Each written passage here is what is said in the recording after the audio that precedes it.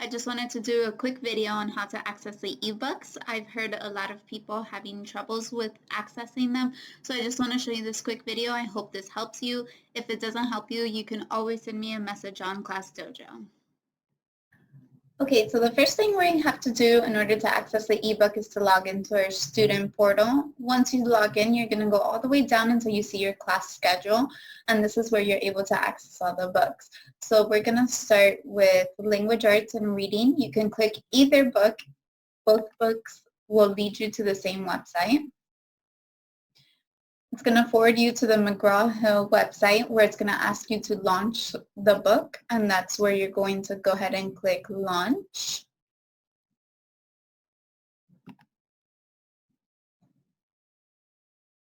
Then as it loads, it doesn't matter which class you choose, you just click one of them because all you're looking for is for the anthology and the Reader's Writers Workshop. So you're going to go to the search up here at the corner, and you're going to go ahead and put literature anthology, and you're going to search. And what initially pops up is all these audiobooks for the story. What you really need is over here on the left is My Books, and you're going to find the literature anthology, and you're going to make sure that you have your star on. See how this one's just an outline? You want to make sure that yours is filled.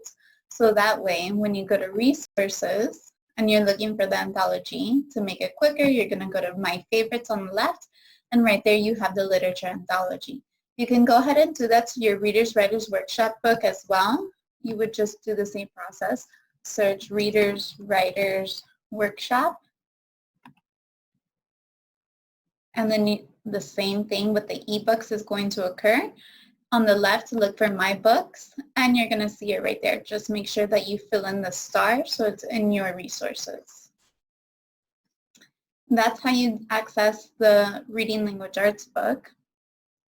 Let me show you, let me pull one up so you actually see how the anthology looks.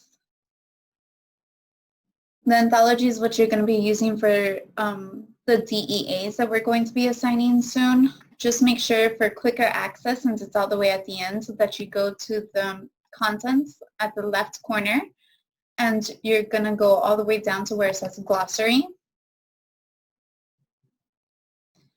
And here you have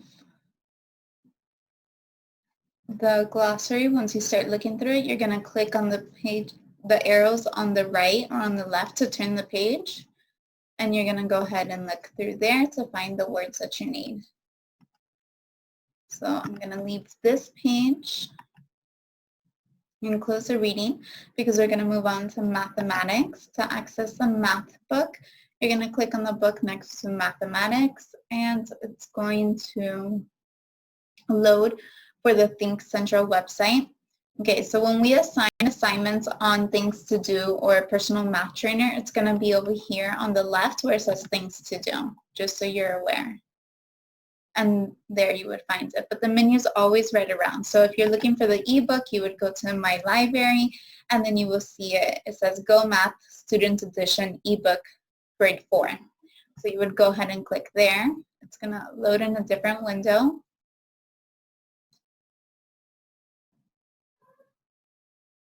And what I always suggest is to go through the contents to find what lesson we're on. Let's say it currently pulled up on lesson 11.1, but let's say I wanted to work on 11.7.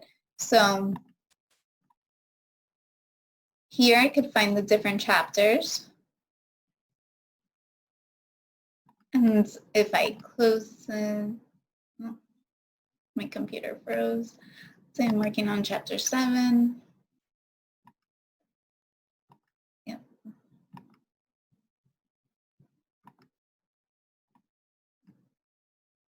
There we go. My computer froze.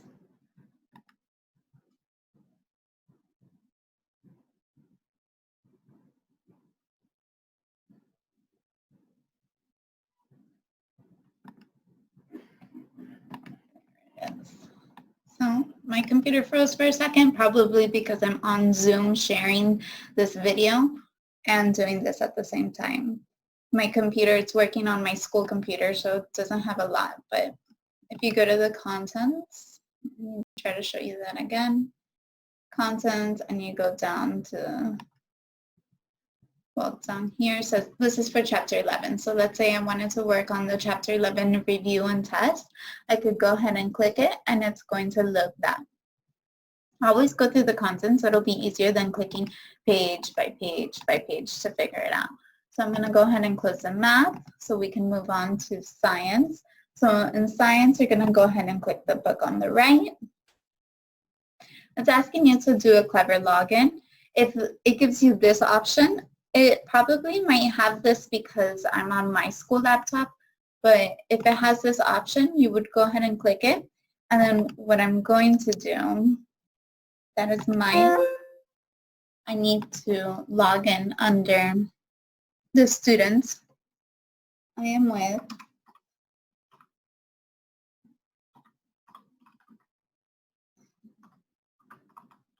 And I'm also going to put at dayschools.net. And then I'm going to go ahead and put the password. Oh no, let me try that again.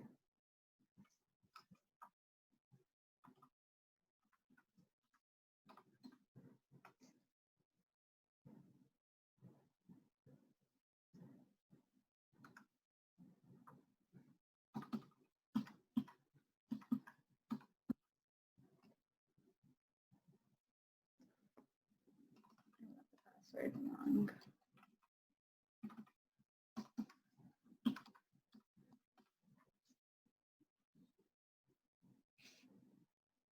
Password's not working, and sometimes it's capital letters that you might be under. Make sure you take off that caps lock, or maybe you need the caps lock. So here I'm going to go ahead and click. It has the arrow down, so it already shows me, but if you open it up for the first time, it might be to the side. Go ahead and open it, and then you're going to click Pearson Elevate Science.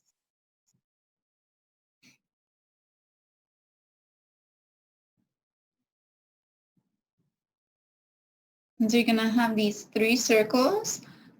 To access the ebook, you're going to go ahead and click here. And then it has all the lessons. So let's say we're asking them to look at the human uses of energy. We might click here, and we want to focus on lesson 3, renewable energy resources. This is where the student will access the e-text right here. And we've used this a lot in class, so they know how this looks like. The first couple of pages looks kind of funny compared to their actual textbook, but they understand and they're very familiar with this. So as it loads, you're going to have the scroll bar. Oh, geez. You're going to have the scroll bar here. And then when we ask you to respond in the notebook, you go ahead and open the notebook. And it says engineers are designing a solar energy system to meet all the energy needs of a home. Write what constraints they might consider.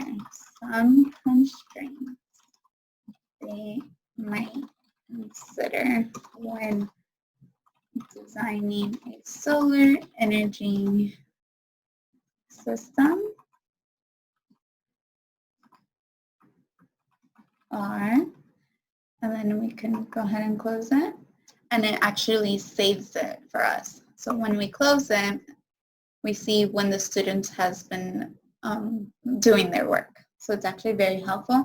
You go ahead and click next at the very bottom of the page, and that's basically how you access it. Again, you go down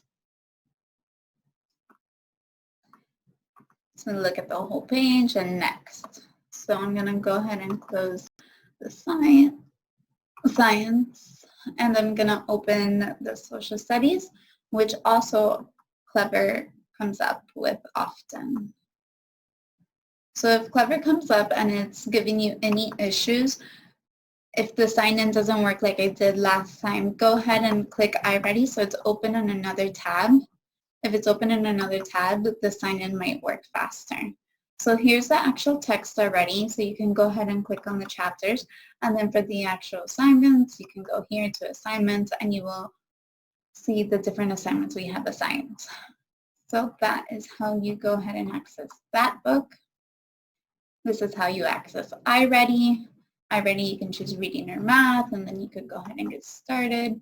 Also, while I'm here, I'm going to show you how to access different programs that we have been implementing.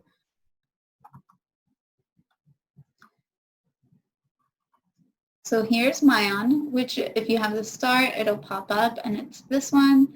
Then we also, the student has some dog attached here, but you can also have reflex math on your bar. So that way, if you want to access reflex really quick from here, it'll be there with the books. And that's how we've been working with some programs on the student portal. If you have any questions, you can always send me a dojo so we can help you further. Hope this helps. Thanks.